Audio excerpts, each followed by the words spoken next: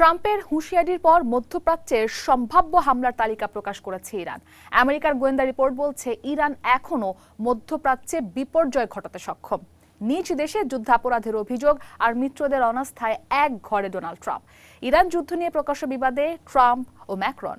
Hormuz খুলে দিতে জাতিসংঘে ভোটাভুটি শনিবার। ভিটো দেওয়ার আভাস চায়নার। মধ্যপ্রাচ্য সংকটের সবশেষ খবর জানাতে পুরো আয়োজন জুড়ে আপনাদের সাথে আছি আমি ইসরাত মুক্তি।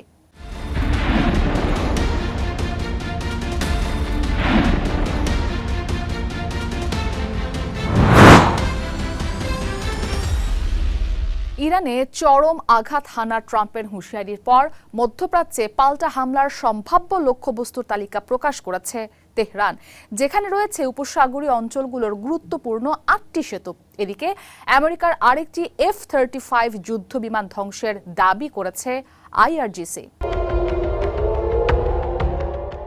ইরানের হিটলিস্টে এবার উপসাগরীয় অঞ্চলের ৮টি গুরুত্বপূর্ণ সেতু। ইরানের বৃহত্তম সেতুতে আমেরিকা ইসরায়েলের হামলা চালানোর কয়েক ঘণ্টার মধ্যেই এসব সেতুর মানচিত্র ও তালিকা প্রকাশ করে তেহরান। ফার্স নিউজে সেই তালিকা ছবিসহ প্রকাশ করা হয়েছে। তেহরান ও পশ্চিমাঞ্চলের কারাজের সঙ্গে সংযোগ সেতু B1। ইরানের গুরুত্বপূর্ণ সেতুটিতে এখনও নির্মাণ কাজ চলছে। বৃহস্পতিবার আমেরিকা ইসরায়েলের হামলায় সেতুর একাংশ গুঁড়িয়ে গেছে। হামলার ভিডিও প্রকাশ করে প্রেসিডেন্ট ডোনাল্ড ট্রাম্প হুঁশিয়ারি দিয়েছেন, এখনও সময় আছে চুক্তিতে আসার, না হলে এর থেকেও আরও ভয়ঙ্কর পরিণতির মুখে পড়তে হবে। নতুন করে ইরানের জ্বালানি ও বিদ্যুৎ কেন্দ্রগুলোকে নিশানা বানানো হবে বলেও হুঁশিয়ারি দেন ট্রাম্প। আমেরিকার বাহিনী এখনও ইরানকে ধ্বংস করা শুরুই করেনি বলেও দাবি করেন তিনি। জানান, পরের হামলা হবে আরও বড়। কিন্তু ট্রাম্পের সেই হুঁশিয়ারিতে যে ভীত নয়, পাল্টা ৮টি সেতুর তালিকা প্রকাশ করে সেটাই যেন বোঝাতে চেয়েছে IRGC। ইরানের হিটলিস্টে রয়েছে কুয়েতের শেখ জাবের আল আহমেদ আল সাবা সমুদ্র সেতু, আরব আমিরাতের শেখ জায়েদ আল মাকতা এবং শেখ খলিফা সেতু। এছাড়াও সৌদি বাহরাইনকে সংযুক্ত করা কিং ফাহাদ, কিং হোসেন, দামিয়া এবং আবদুন সেতু। এদিকে বেসামরিক স্থাপনায় হামলাতে ইরানকে আত্মসমর্পণ করানো যাবে না বলে জানিয়েছেন দেশটির পররাষ্ট্রমন্ত্রী আব্বাস আরাকচি। নির্মাণাধীন সেতুতে হামলা শত্রুপক্ষের মনোবল ভেঙে পড়া ও বিশৃঙ্খলারই প্রমাণ বলেও মন্তব্য করেন তিনি। চলমান সংঘাতে আমেরিকার দ্বিতীয় F-35 হামলায় ভূপাতিত করার দাবি করেছে IRGC। আমেরিকার সেন্ট্রাল কমান্ড তা অস্বীকার করছে। এর আগেও ইরানের পক্ষ থেকে F-35, F-15, F-18, MQ-9 reaper drone ধ্বংসের কথা জানানো হয়। বিমানবাহী রণতরীতে একাধিক হামলার দাবিও করে IRGC। এসব ঘটনার কয়েকটি পরে স্বীকারও করে নেয় সেন্টকম। মার্জিয়া উপমা, ওয়ান ইন্টারন্যাশনাল ডেস্ক। ইরানের সামরিক সক্ষমতা নিয়ে আমেরিকার গোয়েন্দা সংস্থাগুলোর চাঞ্চল্যকর তথ্য সামনে এসেছে। CNN-এর প্রতিবেদন অনুযায়ী 5 সপ্তাহে টানা হামলার সত্ত্বেও ইরানের অর্ধেক ক্ষেপণাস্ত্র লঞ্চার এবং হাজার হাজার ড্রোন এখনও অক্ষত। ওয়াশিংটন ইরানের সক্ষমতাকে তলানিতে দাবি করলেও গোয়েন্দা তথ্য বলছে দেশটি এখনও বড় ধরনের হামলার সামর্থ্য রাখে।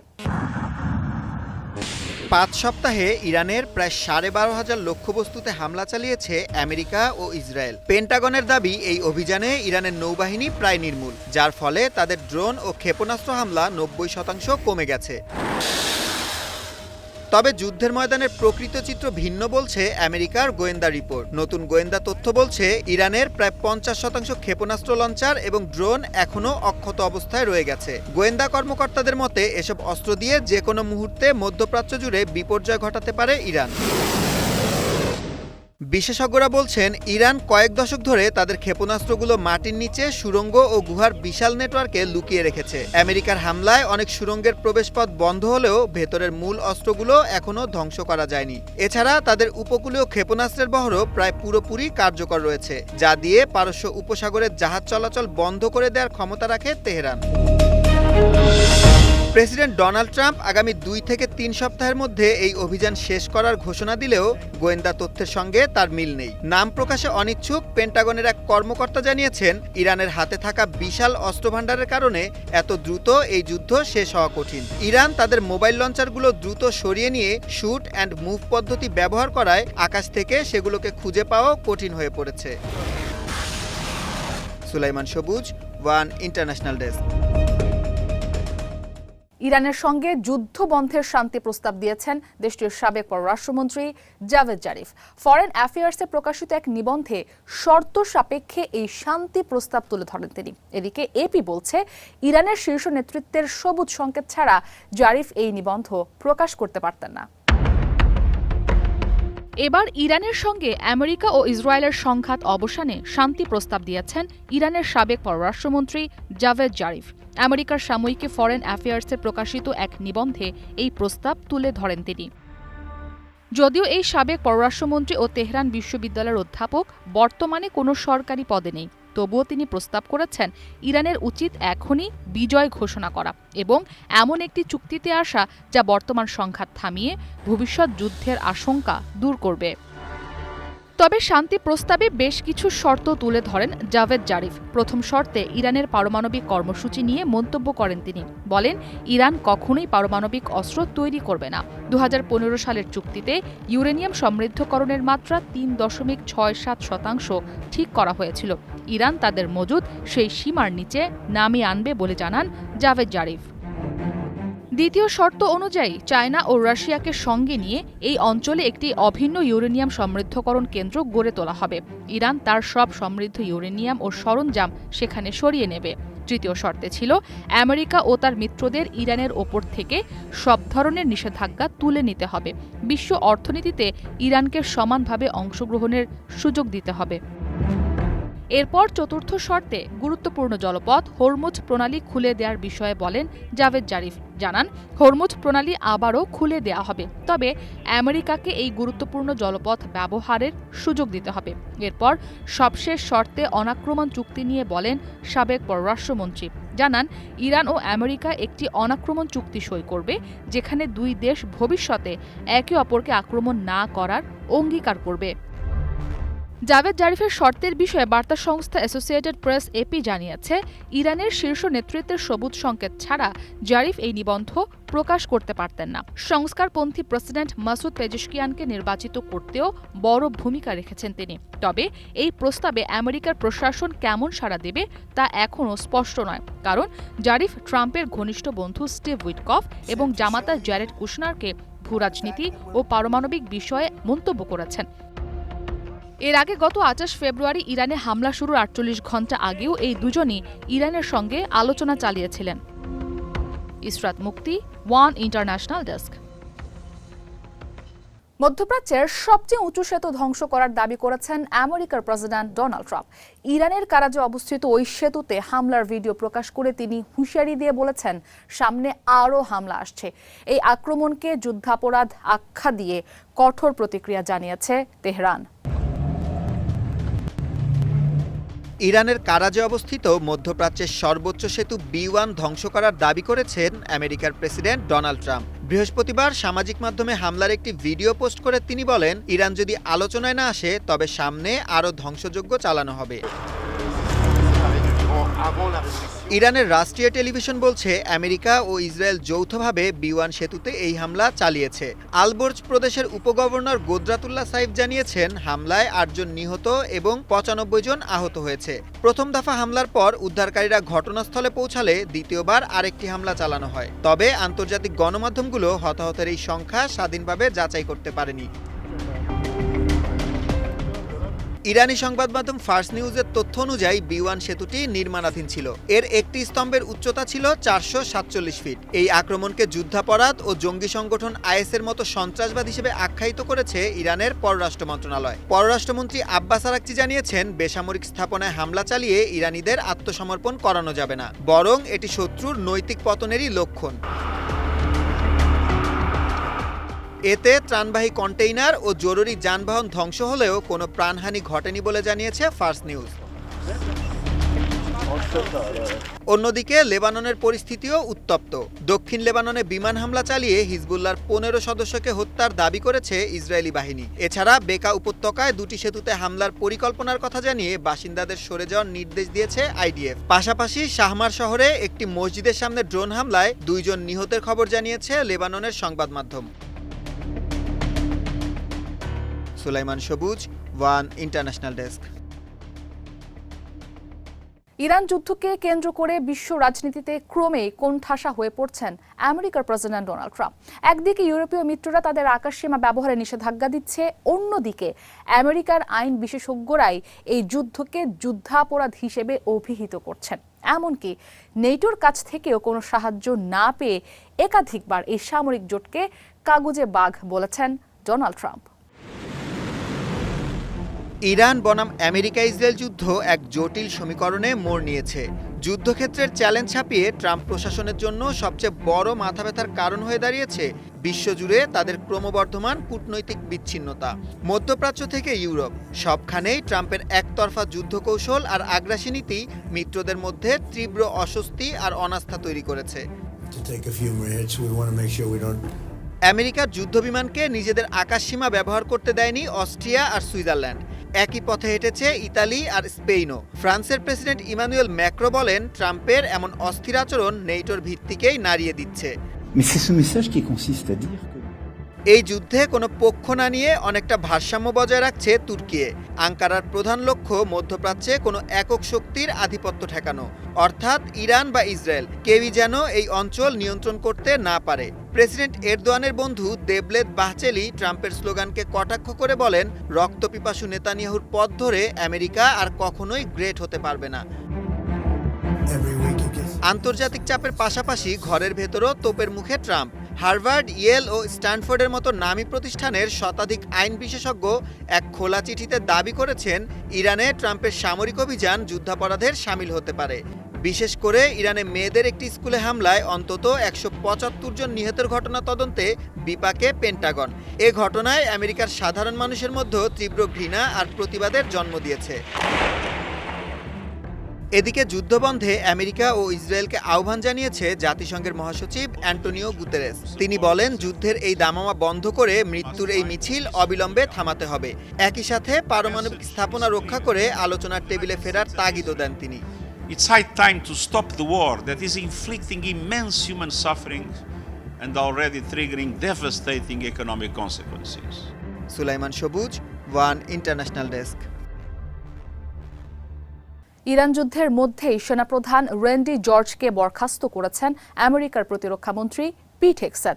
Director of national intelligence Tulsi গাবার্ডকে সরানোর ব্যাপারেও আলোচনা চলছে বলে জানিয়েছে ব্রিটিশ গণমাধ্যম গার্ডিয়ান।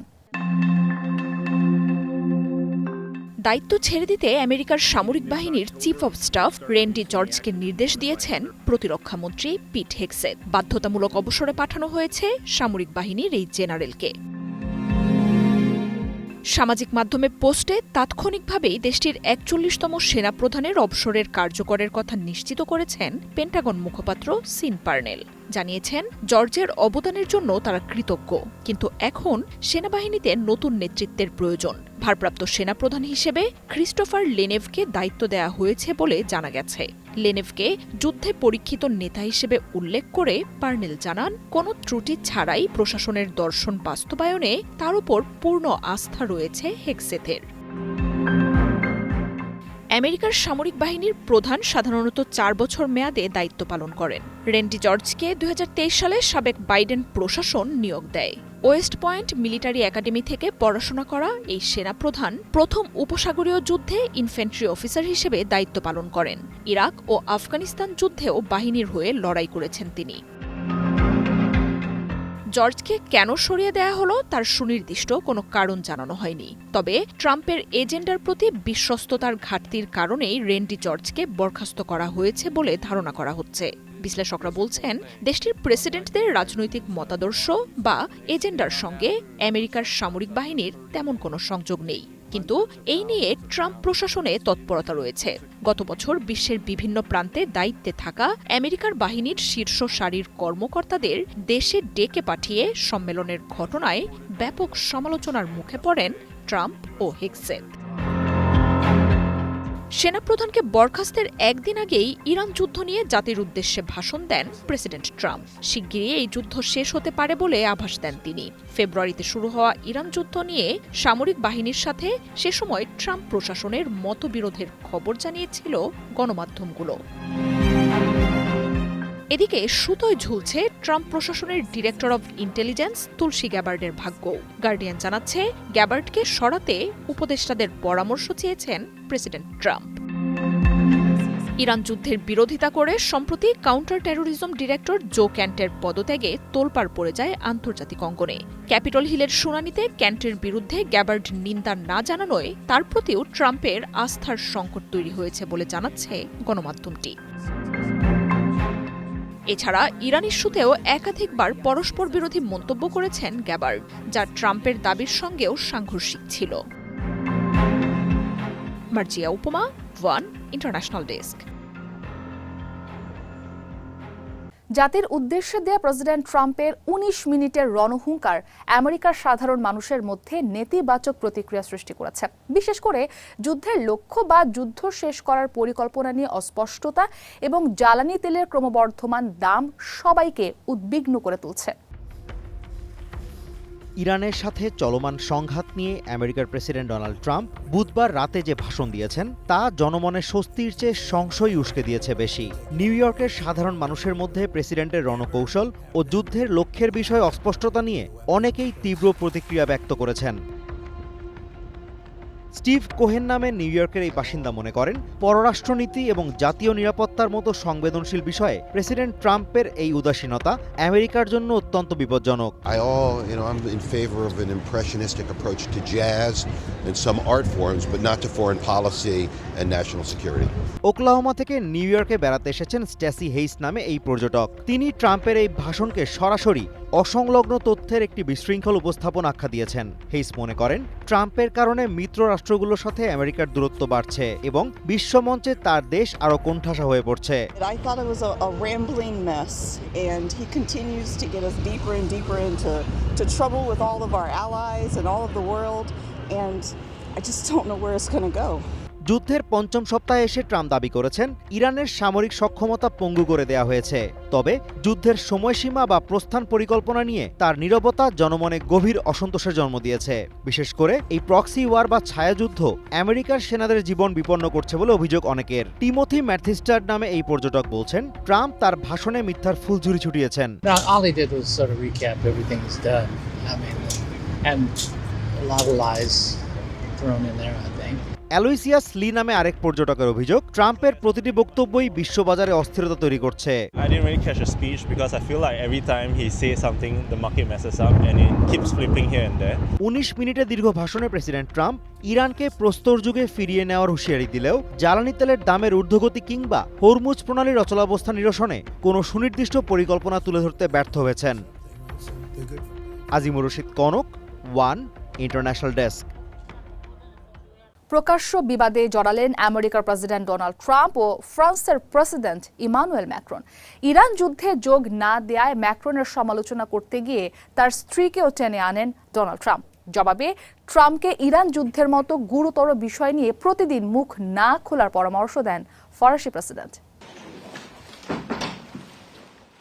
ইরান যুদ্ধের মতো গুরুতর বিষয় নিয়ে প্রতিদিন নয়, বরং ট্রাম্পকে ভেবেচিন্তে কথা বলা উচিত বলে মন্তব্য করেছেন ফরাসি প্রেসিডেন্ট। ম্যাক্রন বলেন, এটা কোনো নাটক নয়, এখানে যুদ্ধ, শান্তি এবং মানুষের জীবন মৃত্যুর মতো বিষয় জড়িত। ইরান যুদ্ধ শুরুর পর থেকেই এই বিষয়ে একের পর এক পরস্পর বিরোধী মন্তব্য করে যাচ্ছেন প্রেসিডেন্ট ট্রাম্প। এক এক দিন এক এক রকম দাবির এই বৈপরীত্যে যুদ্ধ নিয়ে কোনো স্পষ্ট বার্তা না পাওয়ায় ধোঁয়াশা বাড়ছে। ম্যাক্রন বলেন, যুদ্ধের মতো গুরুতর বিষয় নিয়ে প্রতিদিন আগের কথার বিপরীত মন্তব্য করা ঠিক নয়। এরপরই ট্রাম্পকে প্রতিদিন মুখ না খোলার পরামর্শ দেন তিনি। ট্রাম্পের নেটো ছেড়ে যাওয়ার হুমকির বিষয়ে ম্যাক্রন বলেন, জোটটির প্রতি আস্থা রাখা খুবই গুরুত্বপূর্ণ। জোটের প্রতি অন্যদের প্রতিশ্রুতি নিয়ে সন্দেহ নেটোর ভিত্তি দুর্বল করে দেবে। কাজের চেয়ে সব জায়গায় কথা বেশি হচ্ছে বলে অভিযোগ এই নেতার। আমেরিকা ও ইসরায়েলের একতরফাভাবে শুরু করা এই যুদ্ধ নিজেদের নয় বলে আবারও স্পষ্ট করেন ম্যাক্রন। গত বছর জুনে ইরানে হামলার পর পরমাণু কর্মসূচি ধ্বংস হয়ে গেছে বলে মন্তব্য করার ঘটনাটি ট্রাম্পকে মনে করিয়ে দেন ম্যাক্রন। সমালোচনা করে তিনি বলেন, তখন আন্তর্জাতিক পর্যবেক্ষকদের মতামত নেয়ার দরকার ছিল। ম্যাক্রন বলেন, কয়েক সপ্তাহের সামরিক অভিযান পরমাণু কর্মসূচি সংক্রান্ত সব সমস্যার সমাধান দিতে পারবে না। হরমুজ খুলে দিতে সমন্বিত সামরিক অভিযানের ট্রাম্পের প্রস্তাবকে অবাস্তব বলেও মন্তব্য করেন এই নেতা। এর আগে বুধবার ব্যক্তিগত এক আলাপচারিতায় ফ্রান্স ও এর প্রেসিডেন্টের তীব্র সমালোচনা করেন প্রেসিডেন্ট ট্রাম্প। ফরাসি প্রেসিডেন্টকে উপহাস করে স্ত্রী ব্রিজিত ইমানুয়েল ম্যাক্রনের সাথে খুবই বাজে ব্যবহার করেন বলে মন্তব্য করেন তিনি। আলোচিত চরকাণ্ডের ঘটনায় ম্যাক্রনের গাল এখনও ঠিক হয়নি বলেও দাবি করেন ট্রাম্প। ট্রাম্পের এসব মন্তব্যের জবাবে ম্যাক্রন কড়া প্রতিক্রিয়া জানান। ট্রাম্পের দাবির জবাব দেওয়ার কোনো প্রয়োজন নেই বলে মন্তব্য করেন তিনি। আমেরিকার প্রেসিডেন্টের শব্দচয়ন শালীন বা মর্যাদাপূর্ণ নয় বলেও জানান ম্যাক্রন। মার্জিয়া উপমা, ওয়ান ইন্টারন্যাশনাল ডেস্ক। হরমুজ খুলে দিতে শনিবার জাতিসংঘ নিরাপত্তা পরিষদে ভোটাভুটি হওয়ার কথা। বাহরাইনের আনা প্রস্তাবে ভোট দেবে নিরাপত্তা পরিষদের দেশগুলো। তবে এরই মধ্যে এতে আপত্তি জানিয়ে নিজেদের ভিটো ক্ষমতা প্রয়োগের আভাস দিয়েছে ইরানের মিত্র চায়না। ইরানে আগুন নিয়ে না খেলতে আমেরিকা ইসরায়েলকে সতর্ক করেছে রাশিয়া। হরমুজ খুলে দিতে প্রয়োজনীয় যে কোনো প্রতিরক্ষামূলক পদক্ষেপ গ্রহণের প্রস্তাব এনেছে নিরাপত্তা পরিষদের সভাপতি দেশ বাহরাইন। স্থানীয় সময় শনিবার সকালে এই প্রস্তাবের ওপর ভোট দেবে পরিষদের 15টি দেশ। শুক্রবার এই ভোটাভুটির কথা থাকলেও পরে তা পেছানো হয়। অবশ্য এরই মধ্যে এই প্রস্তাবের বিরোধিতার কথা জানিয়েছে নিরাপত্তা পরিষদের স্থায়ী সদস্য চায়না। ভিটো শক্তিধর দেশটির হরমুজ খুলতে বল প্রয়োগের বিরুদ্ধে স্পষ্ট অবস্থানে প্রস্তাবটি পাশ হবে না বলেই ধারণা করা হচ্ছে। শক্তি প্রয়োগ যে কোনো সমাধান দেয় না তা মধ্যপ্রাচ্যের ইতিহাস মনে করিয়ে দেয়। রাজনৈতিক সমাধানই একমাত্র কার্যকর পথ। মধ্যপ্রাচ্য সেই অঞ্চলের জনগণেরই। এটি কোনো বৃহৎ শক্তির প্রতিদ্বন্দ্বিতার ক্ষেত্র নয়। আন্তর্জাতিক শান্তি ও নিরাপত্তা প্রতিষ্ঠার প্রাথমিক দায়িত্ব এই পরিষদের। তাদের উচিত একটি বস্তুনিষ্ঠ, নিরপেক্ষ ও ন্যায়সঙ্গত অবস্থান বজায় রাখা। বর্তমান পরিস্থিতিতে সদস্য রাষ্ট্রগুলোকে শক্তি প্রয়োগের অনুমতি দেয়া মানে হবে অবৈধ ও নির্বিচার শক্তি ব্যবহারের বৈধতা প্রদান, যা অনিবার্যভাবে পরিস্থিতির আরও অবনতি ঘটাবে এবং গুরুতর পরিণতির দিকে নিয়ে যাবে। জাতিসংঘে ইরানের পক্ষে আমেরিকা ইসরায়েলের তীব্র সমালোচনা করেছে আরেক স্থায়ী সদস্য রাশিয়াও। আগুন নিয়ে না খেলতে দেশগুলোকে সতর্ক করেছেন সংস্থাটিতে দেশটির প্রতিনিধি ভ্যাসিলি নেবেনজিয়া। নিরাপত্তা পরিষদের বৈঠকে তিনি বলেন, মধ্যপ্রাচ্যের নজিরবিহীন এই সহিংসতায় রাশিয়ার বন্ধু দেশগুলো প্রভাবিত হচ্ছে। চলমান পরিস্থিতি যে ইরানের সার্বভৌম ভূখণ্ডে ইসরায়েল আমেরিকার অবৈধ আগ্রাসনের ফল তা স্পষ্ট বলে মন্তব্য করেন তিনি। এদিকে নিরাপত্তা পরিষদে যে কোনো উস্কানিমূলক পদক্ষেপের বিরুদ্ধে সতর্ক করেছে ইরানও। হরমুজ নিয়ে ভোটাভুটিতে আগ্রাসী শক্তি ও এর সমর্থকরা কোনো উস্কানিমূলক পদক্ষেপ নিলে তা শুধু পরিস্থিতিকে আরও জটিল করবে বলে হুঁশিয়ারি দিয়েছেন আব্বাস আরাগচি। গত ফেব্রুয়ারিতে যুদ্ধ শুরুর পর থেকেই হরমুজের জাহাজ চলাচল সীমিত হয়ে পড়ে। ইরানের সাথে সমঝোতায় কিছু জাহাজ নৌরুটটি অতিক্রমের অনুমোদন পেলেও তা স্বাভাবিকের তুলনায় সীমিত। হরমুজ বন্ধে বিশ্বজুড়ে জ্বালানির দাম বেড়ে সৃষ্টি হয়েছে অচলাবস্থা। যুদ্ধ বন্ধ হলেও হরমুজ আগের অবস্থায় ফিরে যাবে না বলে জানাচ্ছে তেহরান। জলপথটি নিয়ন্ত্রণে ওমানের সাথে আলোচনার কথাও জানিয়েছে পেজিশকিয়ানের সরকার। মার্জিয়া উপমা, ওয়ান ইন্টারন্যাশনাল ডেস্ক। ইরান যুদ্ধের ফলে বিশ্বজুড়েই চলছে জ্বালানির সংকট। হামলার আশঙ্কায় অনেক দেশের জ্বালানিবাহী জাহাজ চলাচলেই অনিশ্চয়তা দেখা দিয়েছে। এই সুযোগ কাজে লাগিয়ে ভারতের বাজারে কৃত্রিম সংকট তৈরির চেষ্টা করছে একটি অসাধু চক্র। এদিকে পাকিস্তানেও জ্বালানির দাম প্রায় দ্বিগুণ বেড়ে গেছে। মধ্যপ্রাচ্যের যুদ্ধ পরিস্থিতিতে হরমুজ প্রণালী বন্ধ করেছে ইরান। এরপরই বিশ্বজুড়ে শুরু হয় জ্বালানি সংকট। যদিও ইরান বারবারই নিশ্চিত করেছে যে আমেরিকা, ইসরায়েল ও তাদের মিত্র দেশ ছাড়া অন্য কোনো দেশের জাহাজকেই আটকাবে না তেহরান। কিন্তু সুযোগ সন্ধানী হওয়া হয়তো মানুষেরই ধর্ম। তাই তো মধ্যপ্রাচ্য সংকটে হরমুজ প্রণালী বন্ধের এই সুযোগে জ্বালানির দাম বাড়াতে ব্যস্ত অনেক দেশ। এই যেমন ভারতে জ্বালানির বাজারে কৃত্রিম সংকট তৈরি করে দাম বাড়ানোর উদ্দেশ্যে মজুত করা বিপুল পরিমাণ গ্যাস সিলিন্ডার জব্দ করেছে পুলিশ। হায়দ্রাবাদের অভিজাত এলাকা বানজারা হিলসের একটি কবরস্থানে অভিযান চালিয়ে 414টি সিলিন্ডার উদ্ধার করা হয়েছে। এ ঘটনায় চক্রের 10 সদস্যকে গ্রেপ্তার করা হয়েছে। তাদের মধ্যে একজন গ্যাস সরবরাহকারী, কয়েকজন ডেলিভারি ম্যান, চালক ও শ্রমিক রয়েছেন। হায়দ্রাবাদ পুলিশ জানায় উদ্ধার হওয়া সিলিন্ডারগুলো বিভিন্ন মাপের ভরা ও খালি অবস্থায় ছিল। এছাড়া এই চক্রের ব্যবহৃত 11টি পরিবহন যানের মোট বাজার মূল্য প্রায় 22 লাখ রুপি। চক্রটি দীর্ঘদিন ধরে সংঘবদ্ধভাবে বেআইনিভাবে এই মজুতদারি চালিয়ে আসছিল। পুলিশের তদন্তে জানা যায় বিশ্বজুড়ে চলা জ্বালানির অস্থিরতার সুযোগে এই অসাধু চক্রটি কবরস্থান থেকে প্রায় 3 গুণ দামে সিলিন্ডার বিক্রি করছিল। 2100 রুপি বাজার মূল্যের একটি বাণিজ্যিক সিলিন্ডার তারা বিক্রি করছিল সর্বোচ্চ 6000 রুপিতে। ভারতের পেট্রোলিয়াম ও প্রাকৃতিক গ্যাস মন্ত্রণালয়ের জ্যেষ্ঠ কর্মকর্তা সুজাতা শর্মা জানান, পরিস্থিতি মোকাবিলায় দেশ জুড়ে জোরদার অভিযান চলছে। হায়দ্রাবাদের ঘটনায় জড়িত ডিস্ট্রিবিউটরকেও সাময়িকভাবে বরখাস্ত করা হয়েছে বলে জানান তিনি। এদিকে ইরান যুদ্ধের কারণে মাত্র এক রাতের ব্যবধানে ভারতের প্রতিবেশী দেশ পাকিস্তানের জ্বালানির দাম বেড়েছে প্রায় দ্বিগুণ। বৃহস্পতিবার রাতে দেশটির জ্বালানি মন্ত্রী আলী পারভেজ মালিক নতুন দর ঘোষণা করেন। ফলে পেট্রোলের দাম বেড়েছে প্রায় 43% আর ডিজেলের দাম বেড়েছে প্রায় 55%। এক প্রেস ব্রিফিংয়ে জ্বালানি মন্ত্রী বলেন, এই মুহূর্তে ইরানে যুদ্ধ বন্ধের কোনো পরিস্থিতি তারা দেখছেন না। তাই আন্তর্জাতিক বাজার অনুযায়ী বৃহস্পতিবার নতুন দাম ঘোষণার সিদ্ধান্ত নেওয়া হয়েছে, যা কার্যকর হয়েছে শুক্রবার সকাল থেকে। যদিও শেহবাজ শরীফের সরকার সর্বোচ্চ চেষ্টা করেছে দাম নিয়ন্ত্রণে রাখতে। নতুন করে দাম বাড়ার ফলে প্রতি লিটার পেট্রোল বিক্রি হবে 458.40 রুপিতে। ইসরাত মুক্তি, ওয়ান ইন্টারন্যাশনাল ডেস্ক। আজ এই পর্যন্তই। আগামীকাল একই সময় আবারও হাজির হব মধ্যপ্রাচ্য সংকটের সবশেষ খবর নিয়ে। আন্তর্জাতিক অঙ্গনের হালনাগাদ খবর জানতে সাবস্ক্রাইব করুন চ্যানেল ওয়ানের ইউটিউব চ্যানেল আর ফলো করুন আমাদের ফেসবুক পেজ।